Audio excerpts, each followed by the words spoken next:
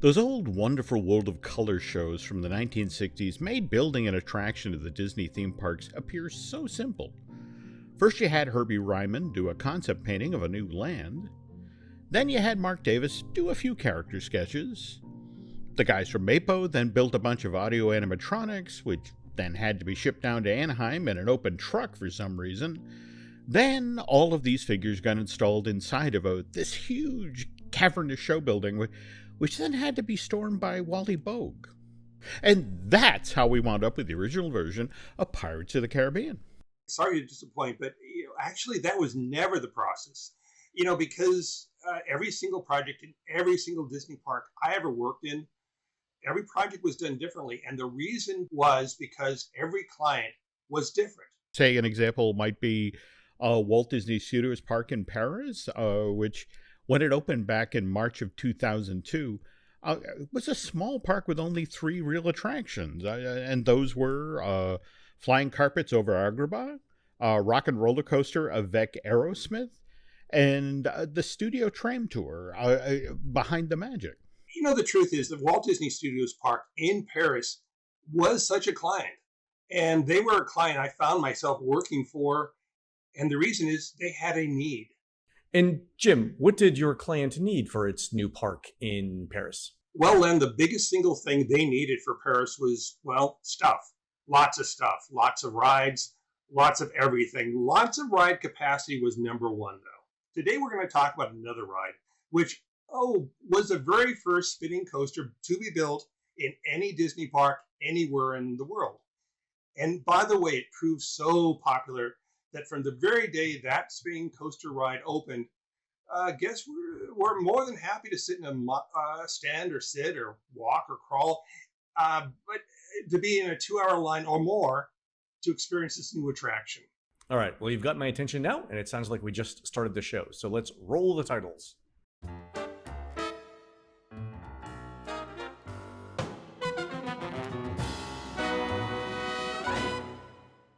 Let's get back to Walt Disney Studios Park in Paris and talk about them for a moment, because they had a problem. They did have Tower of Terror on the horizon, but it wasn't going to be completed in time.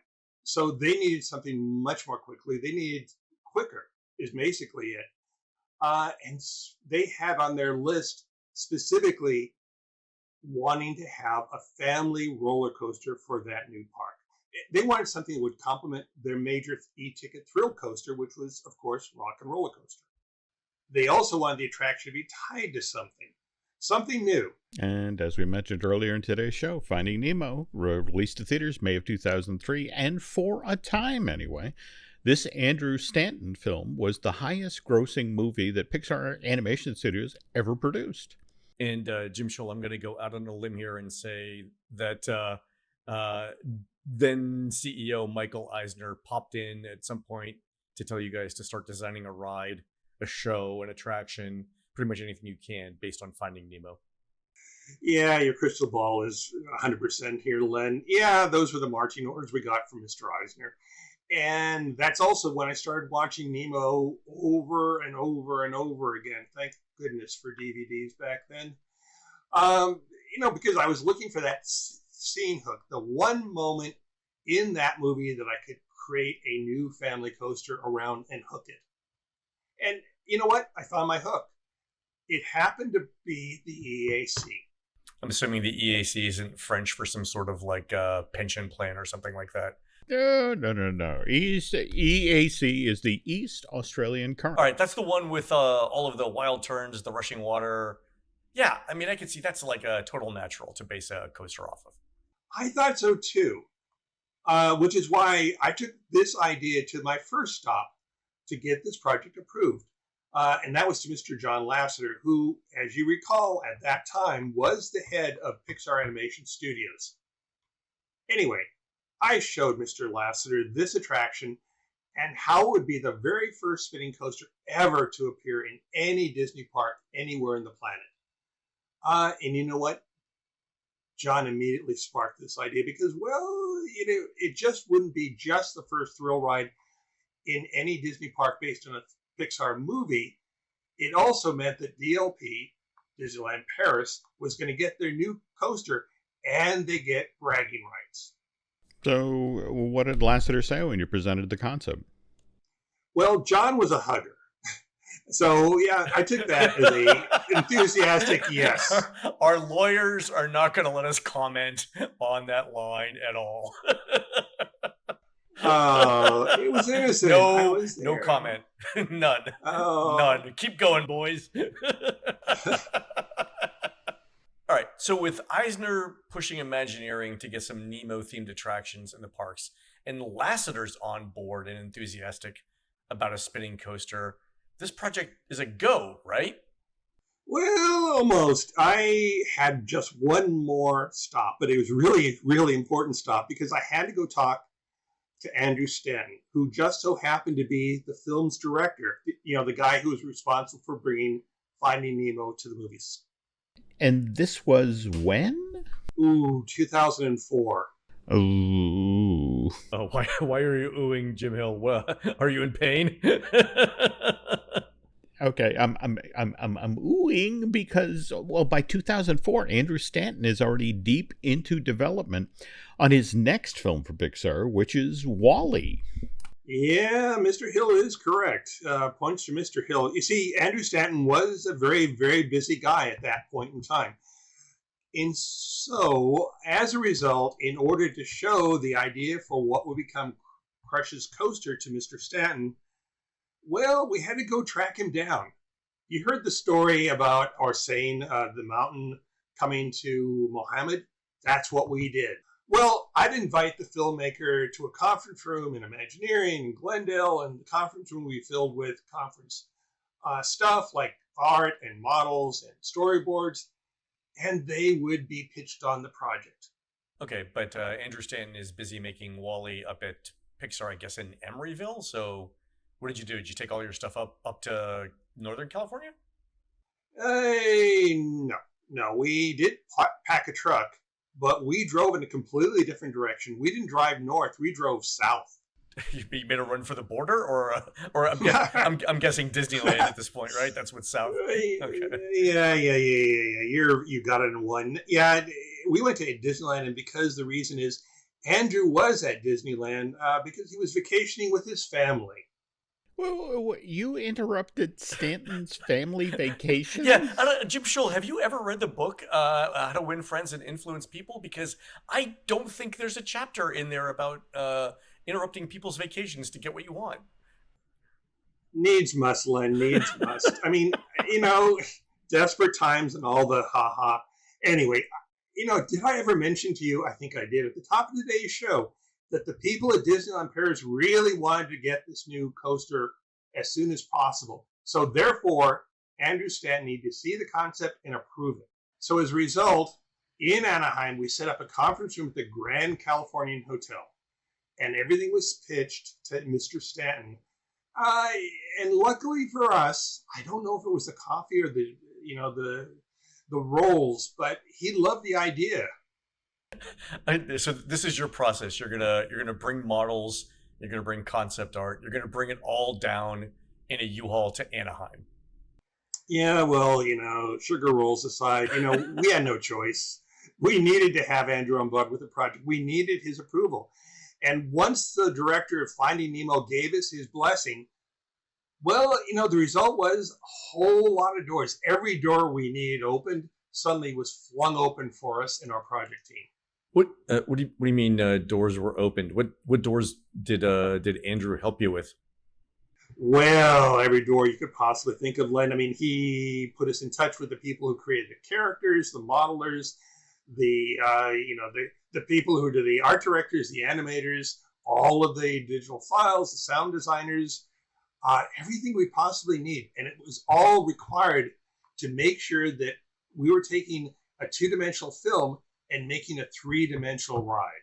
Okay, Jim Shull, I get that that's an important part of the process. You want to make sure that your models are faithful to what the animators have drawn. You want to make sure that the voices sound realistic. You want to make sure that the colors are the same colors as in the movie. Okay, so Pixar's on board. You've got leadership aligned. I'm guessing you need someone to actually build the ride at this point. So who do you guys go with then? If it's Because if there's a time crunch, my guess is you go with somebody you already know, right? That would be my guess. Well, all right. So which company was it? Intamin? The folks who did the Incredicoaster, or the Temple of Peril of Paris, or Vekoma? They actually did the Barnstormer. Not to mention Space Mountain in France and Hong Kong. Guys, your assumptions are 100%, but completely wrong. What we actually did was we went with a completely new company for Disney. We went with a new company, and their name was Morrow Sohn. Sohn being and Sons, because it was a German company. It was actually based in Munich, and it was a very, very old company. They've been in operation since 1876. And up until the very early 1990s, their specialty was beautifully engineered bridge fittings. Did you say bridge fittings? You went with a company that makes bridge fittings for a roller coaster. What's wrong with that? You're gonna have to do some explaining here, Jim, because this is not a connection that I can make. Go ahead. All right. Who doesn't love a good bridge fitting, Len? But by the 1990s, Morrow was expanding its project line. The new generation who was operating the company, that part of the family really wanted to go outside of bridge fittings. They wanted to build something more sexy, more interesting, and the field they picked was to start to build amusement park rides, specifically roller coasters. Hey, look at this as an example. Take a look at this image for the work that Morrow did for Terminal 2 at the Munich International Airport. Don't you think that metal sculpture is a little bit on the sexy side?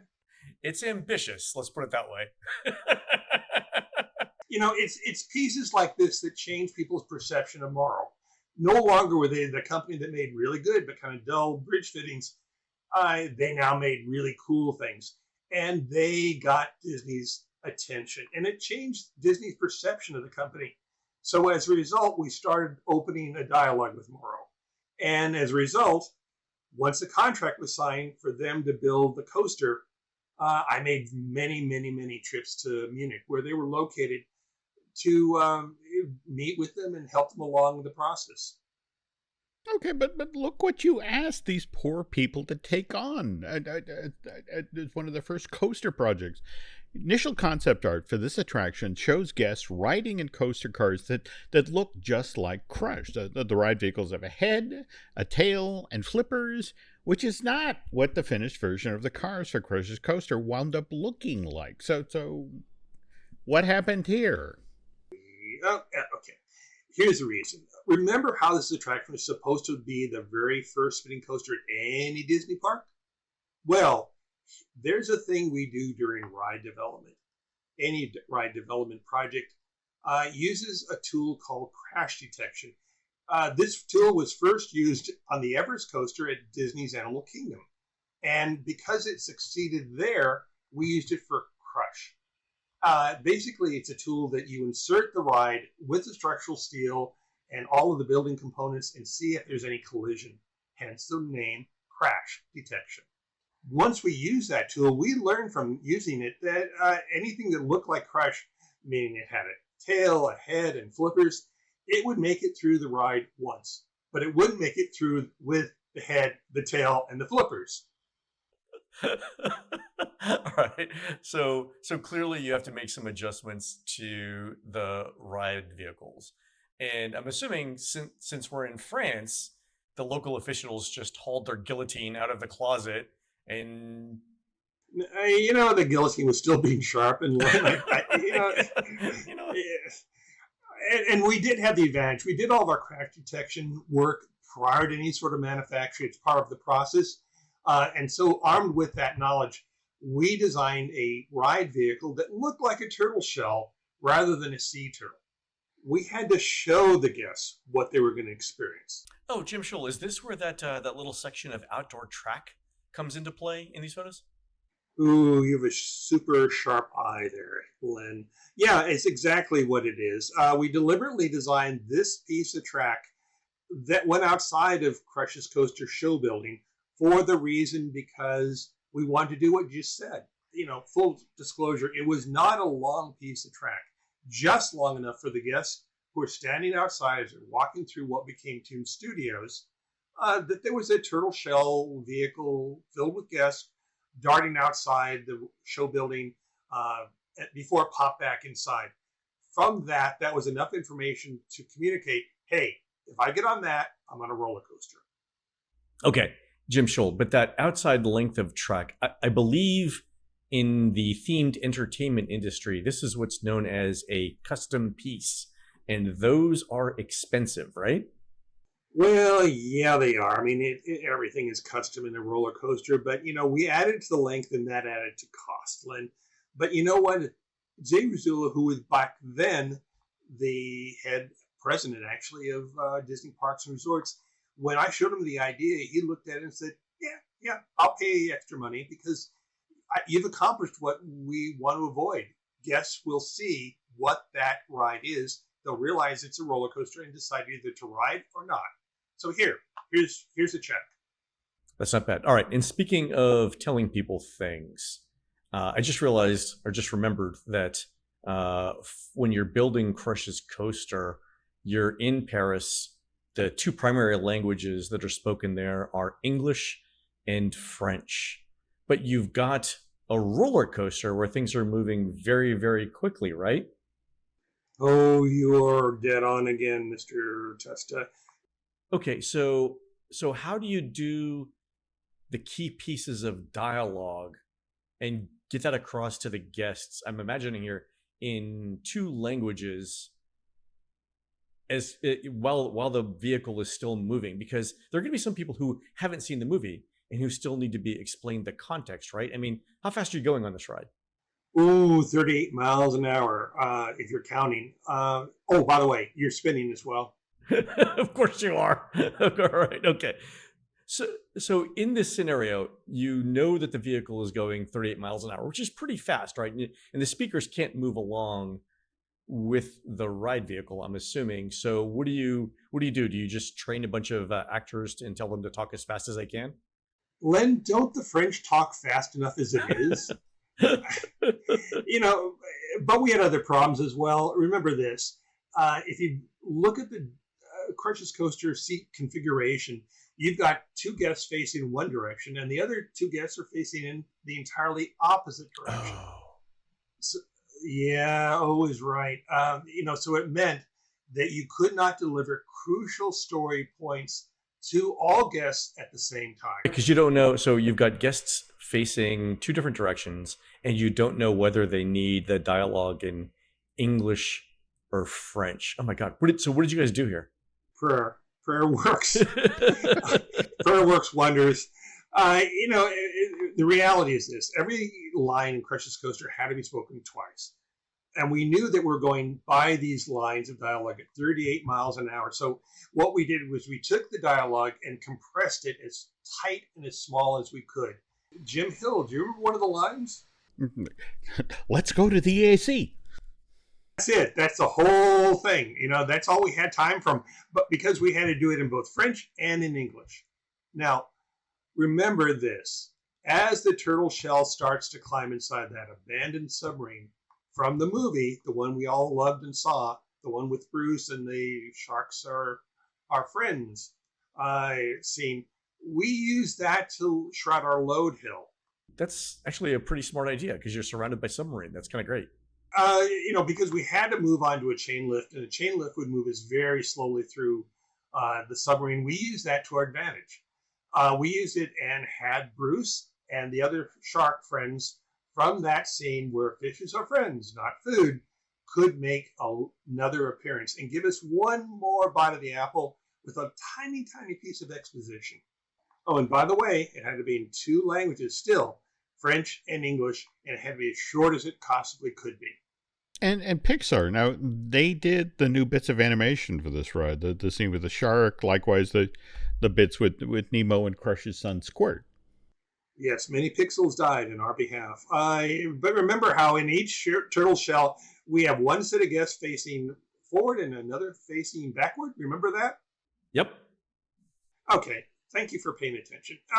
And as a result, whenever we had a scene where the guests need to see these new bits of animation, we had to have a screen that the front guests could see, and at the same time, the back guests could see. I mean, this is the kind of problem that seems to be built into storytelling coasters, right? This isn't normal anywhere else, is it? Yeah, no, not really. Really, no. It's kind of a bother. But anyway, what's life with the challenges? Because the truth is, coasters work best when you're telling a very short, simple, easy to understand story. You're zooming along through space. You're driving fast to get to a concert. You're taking a flying lesson from Goofy. All examples. You can't use a ride system like this one, a spinning coaster, if you want guests to understand or experience a book report attraction. All right, so I guess that rules out my idea for the Epic of Gilgamesh roller coaster by Intamin. But all right, what's a book report attraction? Well, look, it's like Pinocchio's Daring Journey, an attraction that attempts to compress the story of an entire film into a single short attraction, which is easy to do when guests are moving slowly. All right, so Jim Hill, that's like Under the Sea, Journey of the Little Mermaid in Hollywood Studios. Got it. Okay. Mm-hmm. Exactly. Which we could also talk about another show. But the truth is this: there are very few brief moments from Finding Nemo that we had to really have to deliver the guests things that they really remembered from the film, and we were disappointed that they didn't see. A couple of ideas that we had and we delivered on were, let's see, the anglerfish, the jellyfish school. We talked about the submarine, and also those sharks. Oh, and let's not forget about those animatronic versions of the seagulls that said, "Mine, mine, mine." Very well done. You have a job. Yeah, well, there we go. Nice to have a second career.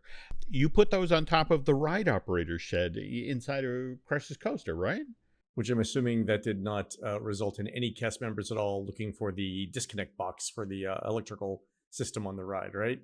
Hey, those guests love the seagulls. They love them big time. The ride operators, though, to be honest, the ones who have to stand underneath the animatronics as they squawk, mine, mine, mine, for their shift, they don't love them as much. I gotta admit. Okay. Again, forgive me here. This is going to sound like a weird question, but since you're the guy who actually designed Crush's Coaster, I have to ask this. That which way do you think is the very best way to experience this spinning coaster? With you, leaving the load station facing forward or facing backwards? Well, as they say in the business, it's time to fish or to cut bait. If ever there was a show to use that line on, this is it. Yeah, I've been saving that. But the truth is, Mr. Hill, the truth is, look, since both sides spin, my advice to you is eat your meal after you ride. And on that note, this has been a fun and informative second episode of Disney Unpacked. And speaking of another Disney Unpacked, what's next month's show going to be about? Well, let's see here. We literally just talked about Disney Hollywood Studios. Where you borrowed those golden camels from? Mr. Testa, you're never going to let me live that down, are you? Anyway, next month's show, let's take a change of venue and go talk about Disney World's Third Gate, its story, how it came to be, and how it came to very quickly change. All right, that sounds like a plan. And for our Patreon subscribers, just a reminder that if you check out this month's Carry On podcast, you'll hear several stories that were cut out of this Disney Unpacked as Mr. Hill, Mr. Shull, and I were developing the show. This where we're going to talk about all the Little Mermaid rides you almost crammed into that show building? It's what? What? I can't. Hill. Do you have squirrel problems again? All right, folks. If you have questions about anything we touched on this month's Disney Unpacked, please feel free to send those questions to contact@disneyunpacked.com, and we'll answer those as part of our very next edition of our Q&A podcast. Until next month's show, which is when Mr. Shull tells us the real story about how Disney MGM Studios, see what I did there? It's a film pun. This is Len on behalf of Jim Shull and Jim Hill, and thanks for watching Disney Unpacked.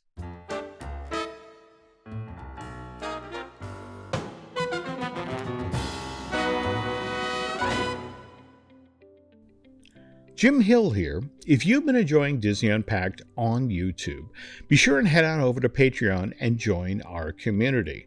Not only will you receive the entire Jim Hill Media suite of podcasts ad-free, but you'll also get bonus episodes of the Disney Dish and, more importantly, the full episodes of Disney Unpacked with more stories from Jim Shull, Len Testa, and I. By joining our Patreon, you are helping us continue to evolve our entertainment offerings and are part of the team. We can't wait to show you some of the other ideas we've been working on. And if you haven't yet, be sure and subscribe to Disney Unpacked on YouTube. Thanks for watching and supporting the team at Jim Hill Media and Disney Unpacked.